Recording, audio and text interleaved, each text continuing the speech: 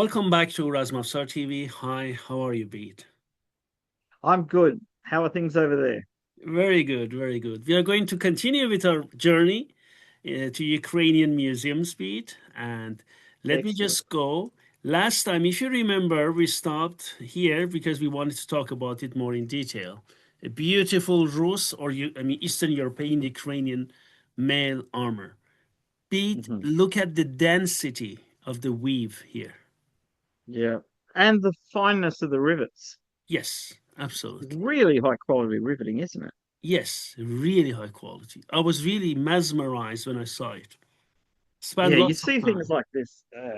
It's impressive. Unbelievable, huh? I, I mean, I'm impressed by modern people making mail, but when you see the old stuff, you realize just how far you can go. Yeah, I mean, yes. it's outrageous, but it's great.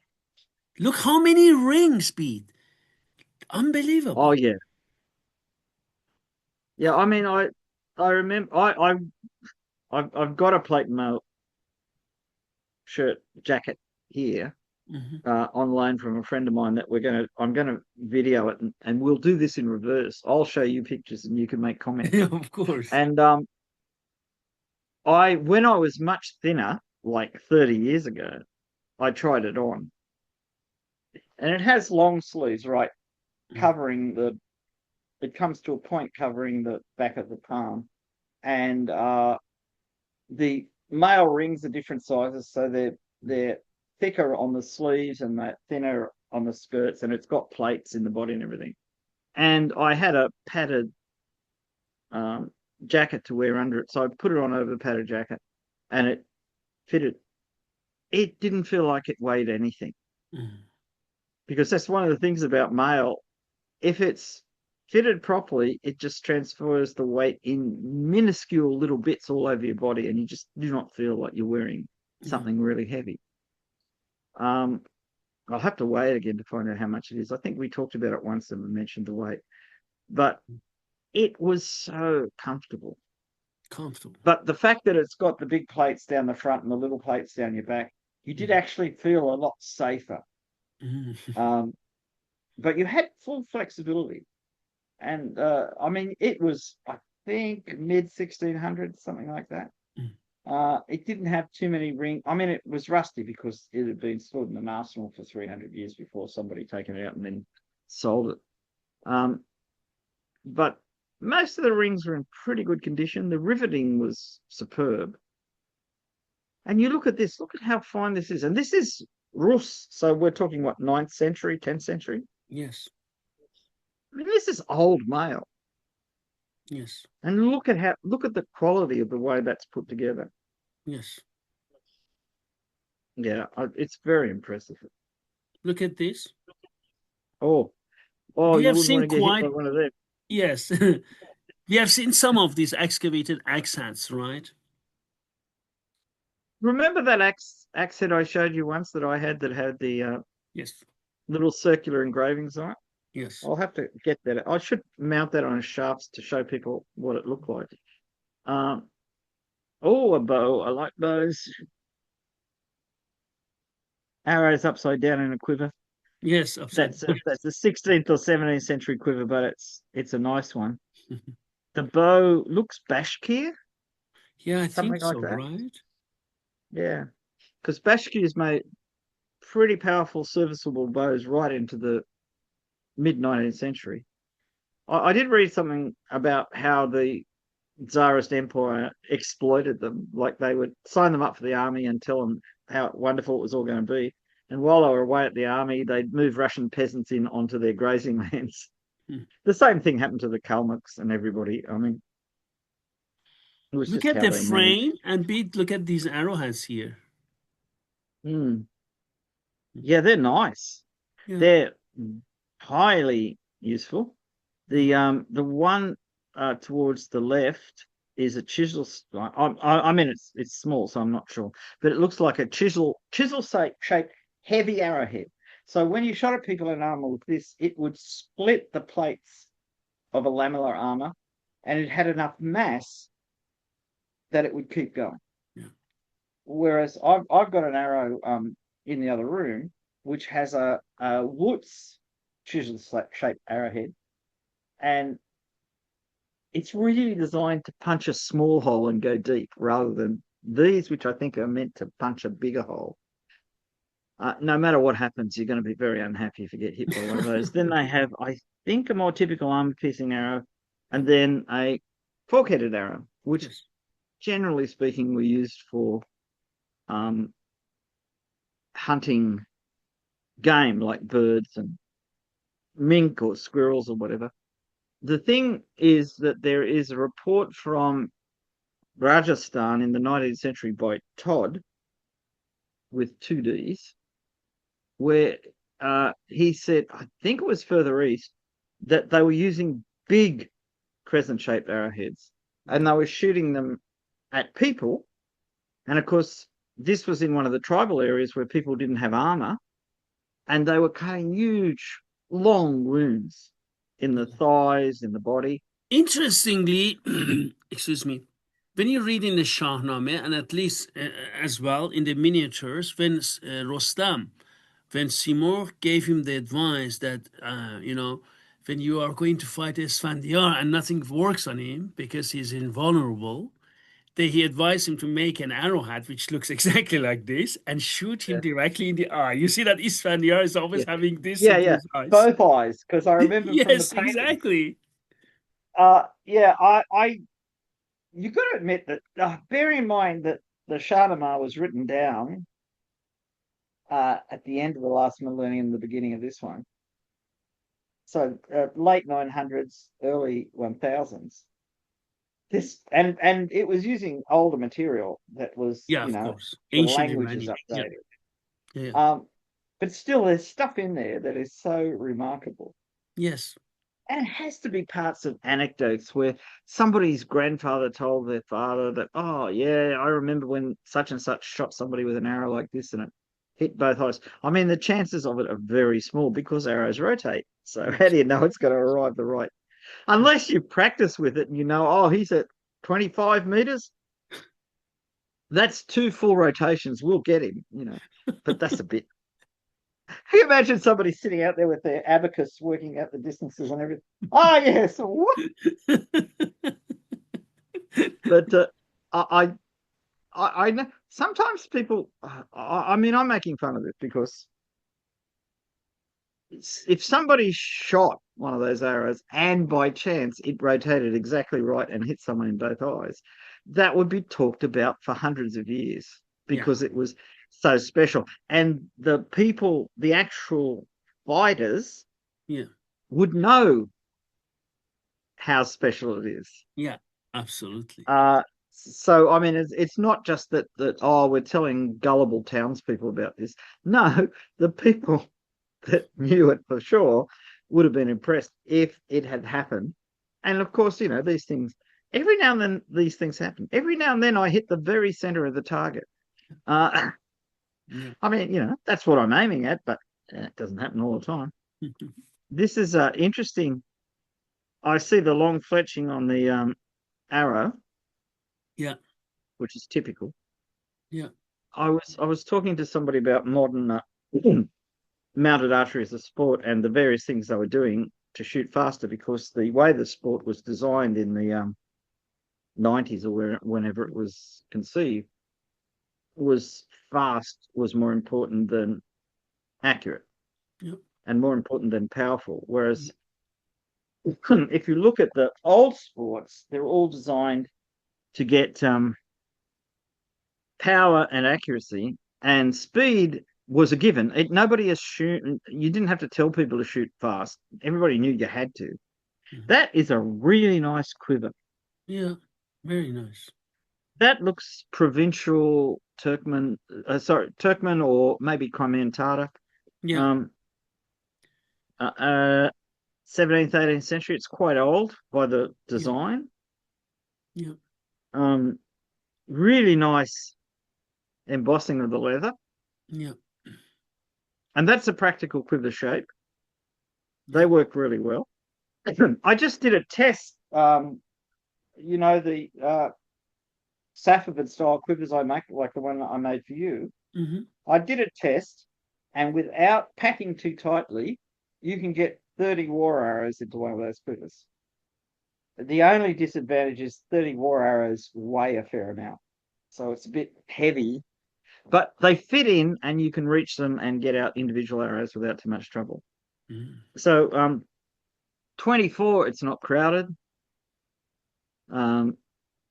30, it looks like in the miniatures where all the arrows are neatly aligned because there is no room for them to move around. One of the reasons I think that low fletching, the feathers not being too high, was important was because in those pack quivers, you didn't want the fletchings to get mangled. And the shorter the fletching is, the less likely it is to be damaged. Yes. Looking at these arrows, I can see sinew wrapping. Yeah. So the tanged arrow is fitted into the shaft. Sinew wrapping stops the shaft splintering, which is an important thing. This is actually looking at the arrows are all pretty solid.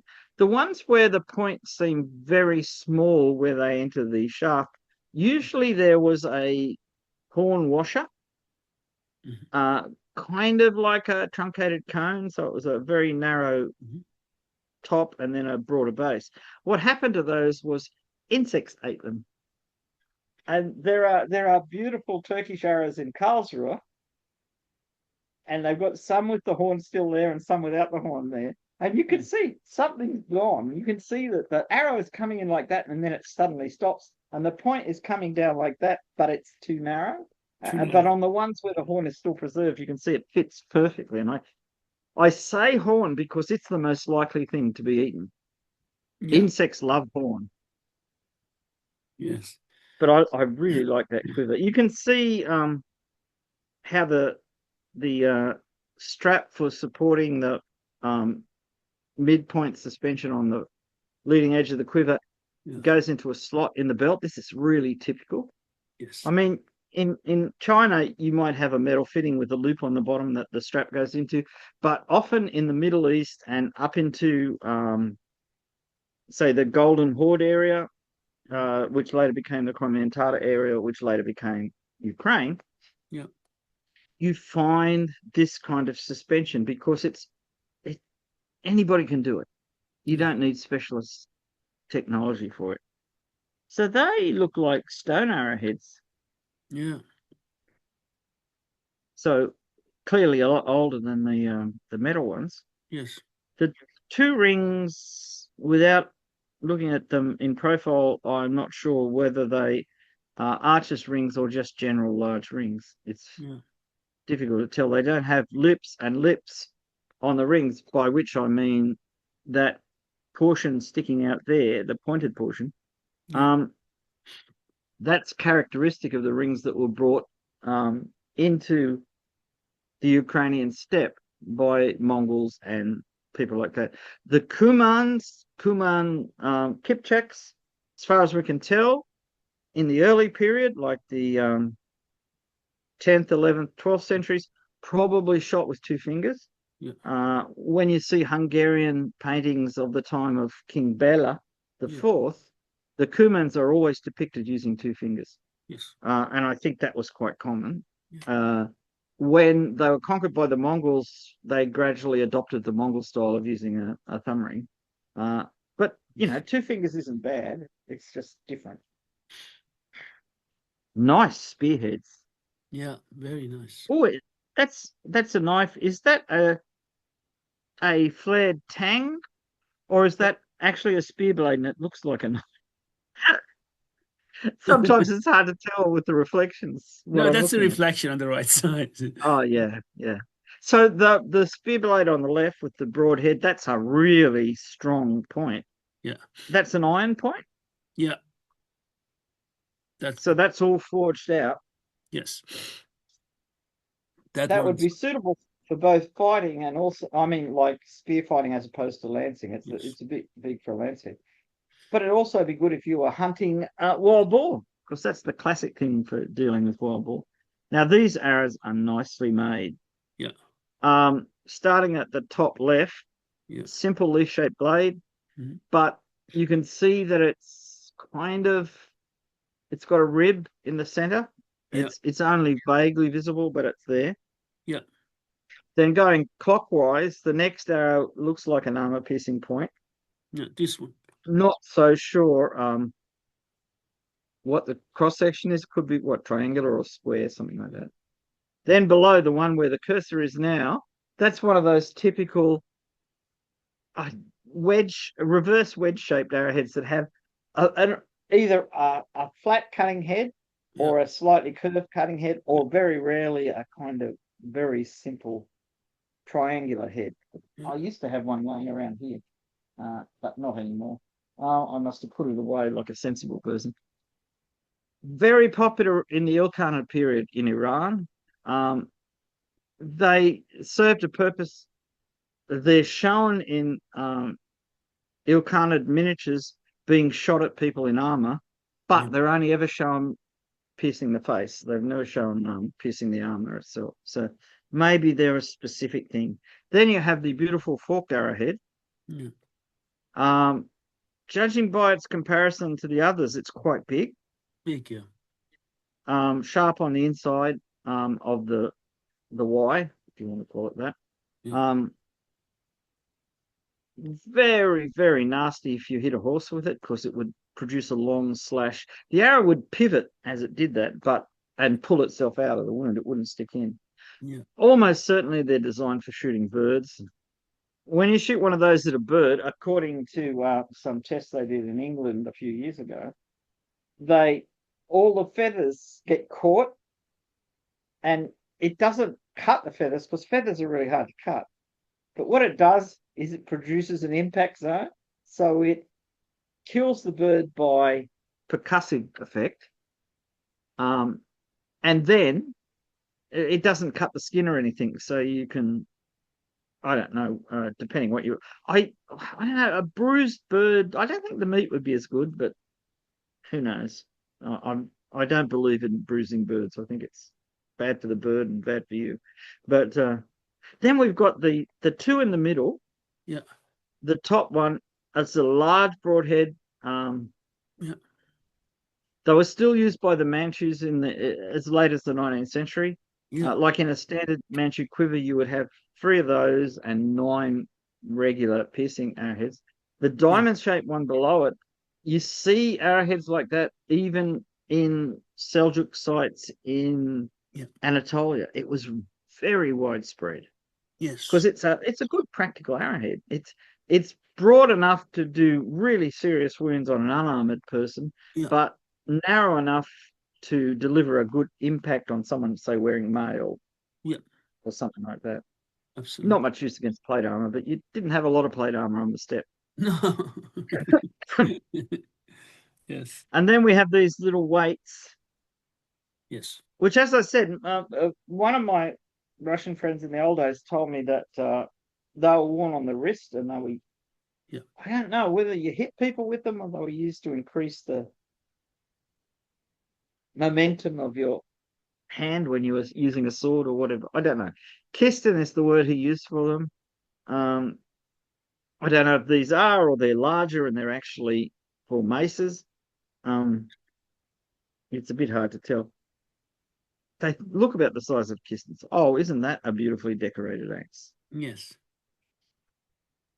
Very beautiful. So, I mean, in Iran or the Middle East, you'd call that a tabar. Tabar. In the oldest texts, like in Abbasid texts, they called it tabazin, because tabazin, the zin part, which zin is saddle, the actual word that didn't mean saddle at the time. But then, like several hundred years later, popular etymology said, oh, it's a saddle axe. And then they only called saddle axes that, and they called the big ones just tabar by themselves. It's a really beautiful piece of work. Yes, very. Look at the figures, Bede. Yeah, the gilding is superb.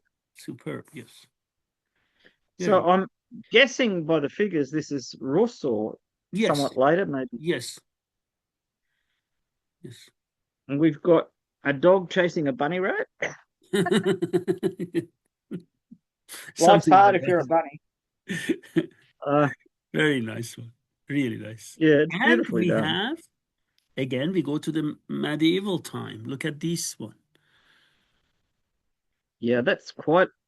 I mean, considering so that looks like at least a hand and a half sword, or if not Yeah, longer. yeah, It's really long hilt, say compared to the like migration period and that where the hilts were quite yeah, short. That's really long. yeah, Um, it's got one of those disc pommels that are kind of indented in the center, like a kind of yeah. donutty kind of shape, and Yeah, a torus kind of shape, I suppose. that's right. Um, Again, quite Now fine, look very at strong looking now. look at That's a the- Mizorka, yeah, uh, a kind of flat conical top with mail, meant to be worn over a fairly large furry hat, yeah, so that the bottom of the mail is basically at eyebrow yeah. height. So if you've got a hat or a turban or something under it, and someone hits you really hard, the mail will stop it cutting, and the padding in the hat will stop the concussion. Yeah. So it's quite a practical kind of helmet if you didn't It want to is. carry a lot of metal on your head. Yeah, very. Oh, that's interesting. Yeah, I mean, very, I like the belt, but let's have a look at that. It's a very odd sword. very awesome. It looks like an 18th or 19th century sword where the knuckle bow has been cut off. Yeah. B, do you remember we saw just some days ago another belt, which was also Yeah, greenish, looked like grass, but didn't have these plaques on them? This looks like that one. Do you remember which one I mean? yeah. And those plaques, that thing of circles and almost like eye-shaped cutouts, Yeah. is typical of Turkish belts going back at least to the time of Suleiman the Magnificent, if not earlier. Because I saw several in the Suleiman exhibition that came out to Sydney years and years ago, and they're beautiful, mate. Oh, the sword on top is really solid. Solid, yes. Hell of a sword, yes. I mean, it would both stab and cut Yeah, really quite well. yeah, both. The one underneath is more typically Shamshir construction. Yeah, I'm guessing it's quite a strong blade, though. I mean, Shamshirs are usually a little bit narrower than that, but when they make them broader, they don't make them that much thinner. They're a little bit thinner. Well, the ones I've seen, I haven't seen enough to be generalizing. look at the blades on these. Oh, they're beautiful. Look, I mean, aren't they there's like beautiful? yeah, you can see the history of the forging in those, just how Yeah, they've been hammered, and we're getting cross lines so that they've used a chisel and hammered it out again. So maybe Kirk Nadaban originally or something like that. again, guys, I Really? want to say this because we talked about Russian museums, and now we are talking about Ukrainian. We will talk about more about Russian, but later on. But just we don't even not Iranian museums, Turkish museums, or Indian, or many more. Just guys, you see, there is not everything is in London, New York, and Paris. Yeah. You see? Well, there's I mean the Tsars had a huge collection of Turkish and Persian and Yeah. Central Asian weapons because hey, they were having relationships with all these rulers Yes. who, in order not to be tromped on, kept sending them really nice presents, Yes. which included beautiful swords and, Yes. well, quivers and bow cases and all that kind of stuff. And others, look at these blades, Pete. Oh, yeah. So there's a consistency to the type of woods, I would say. Yes. It looks like it's come from similar kind of pucks, similar kind of forging. Beautiful blades. That one, you can see the one on the left has a vague T section to it. Is Yeah. that right? Am I looking Yeah. at it It's a correctly? T section. Absolutely. Yeah, yeah. How beautiful these They're- things are. Yeah, they are.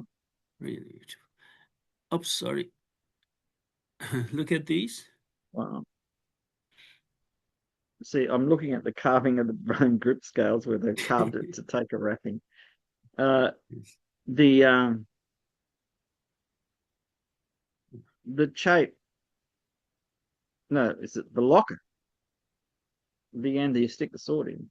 See, Yes. that's typical Turkish design where you have that um, raised bezel at the lang at the bottom part of the quilling block, locks into, Yeah. which completely seals the sword from rain and things like that. It also looks like it's got a split back, Yeah. uh, Yeah, it which does. is a typical Turkish thing too. You see it on. Well, I hadn't seen it very often, but you showed me a lot of Yeah. Persian swords that had it as well. Yes. Look at these. Oh, that's nice. All of them, the curator took them out for us, so that's why it just you see sometimes his hands in gloves. And look at the quality of blades these things have. This is amazing. Amazing. I mean, if you look at paintings, you can see Polish, Ukrainian, Russian. You can see high quality Oriental swords in paintings because it was a way of showing off your wealth and your sophistication. Yes. But these are exceptionally nice looking. And Except, having the scabbards intact and all that kind of stuff is yeah, amazing. But the blades yeah, seem to be really good. yeah, Ah, yeah, powder horns, yeah. useful things. Powder horns, different types. So I'm guessing the one lower right is it's got a spring cap on Yeah, it, so it's probably for priming powder. yeah, The others look more like for the powder use propel the bullet rather than the powder used to set off the powder used to propel the bullet. yes, Quite a few different designs. yeah. Beautiful ones. Oh, look at that. Yeah. This looks You very can see Persian. This one. that one. I was thinking that exactly. Very, very Persian looking. Yeah, very Persian. Um, the Y-shaped ones often you have things like that that are actually for carrying salt in. Um, Yeah, so it's an old thing that's been reused when you had to carry powder. What I mean, I don't mean that the original ones are being reused. I mean the design is being reused because it's good for. I mean, salt has to be kept very dry, otherwise it cakes up and you can't use it. yes, And I see a number of flint and steel, East Asian flint and steel pouches. yes. Um, I had one, and it had a piece of flint in it, and I was very tempted.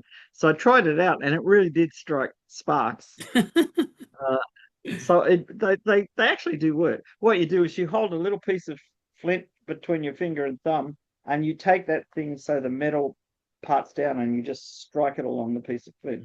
You don't do it the other way around because it's not as efficient. Because the shape of the slight curve on the bottom of the steels on those is really good for getting that speed up. Look at these. These look exceptionally nice. Yeah, they have many, many sabers there. Many. Well, sabers were very popular among the Cossacks and Yeah. a lot of well, I mean, the Poles loved sabers, Oh, yeah, they do. and the Poles controlled a lot of Ukraine and Yeah. Belarus. All these areas were basically Polish run, not necessarily to the satisfaction of the people who lived there who didn't like it. So they looked very Turkish. Yeah. The bright silver mounted one with the ivory grips looks 19th century, Yeah. but the blade might be a lot older. Yeah. It's hard to say. Because, see, the skills didn't deteriorate that much in Yeah. sword making or accessory making, scabbards and that. Yes. And you only have to look at 19th century saddles from this area, Yeah. and the skills are very high. You look at like 17th century Crim Tartar saddles and then 19th century Yes. versions of them, and the skill is still there. They haven't lost anything. Oh, oh, yes. Yeah. So the right hand sword, which we talked about in an earlier slide, Earlier, yeah. clearly very good for stabbing as well. Yeah. I mean, that would really be nasty to get stabbed by. It seems as Uh, if the saber has a game in front of it. yeah, it's got the fullering and everything to make it work. Be interesting to know what the balance of that was. I have a guess that it's probably the blade is not as heavy as it looks because it's No. probably thinner. Yep. But really, really nicely designed. And even if you were just using it for cutting, that widening of the tip, the yeoman style, Yeah. increases the mass a little bit, gives you a much better balance for cutting. Absolutely. Absolutely. Yeah. And the Shamshi bladed one looks very effective. Very. Yeah. So we have some also others here. Oh, we saw them already, right? These Yeah, ones. yeah. And these maces, do you remember them? We already seen Oh, them yeah, yeah. They're before. wonderful. Yes. And also, There's a I whole just saw, series of things. yeah, exactly. Lots of nice firearms. Yes. 18th century hat. Yeah. Many beautiful things It there. looks like it might have been captured from the French, actually. Yeah. Looking at the decoration on the hat, Yeah, yeah. looks They quite, have also captured French things. Please take a look at yeah, these, as they call them, like peasant weapons, right? yeah, repurposed scythe. So the scythe has been taken off its regular shaft and put almost straight on a straight shaft. Yeah. And the fork, well, you don't have to do much to a fork to make it dangerous. It's No, already it's already exactly. dangerous. Yes, it is. Oh, it's a lot of fork-based pole arms um, that were very effective. Because the thing is, if you practice with them, and someone is charging you with a lance, you can actually catch the lance in the fork of the pole and then redirect it to the side, Yes. which means that you don't get hit, and the guy holding the lance is going, ugh, and loses their balance. This, I mean, I'm guessing the shafts were longer in use, but Yeah, I could be wrong. absolutely. Surely. Shortened or so. Okay, these There's ones as well. Yeah. Different items here. 19th century, early 20th Yeah. century. Yeah. So a Absolutely. hanger. Yes, hangers. Oh, Yes. very solid knives. Yeah. The one on the left, I think, is a French Yeah. Um, pioneer's yes. sword, which is not particularly long, but a solid brass hilt, very heavy. Very. You'd be surprised. There's one laying in my hall that belonged to a friend of mine that I've got to sell so his family can get some money. Um, and it's, I mean, you could kill somebody just by hitting them with the hilt. Yes, I It's so believe heavy. it's very heavy. Yes. You don't really need to stab people with it.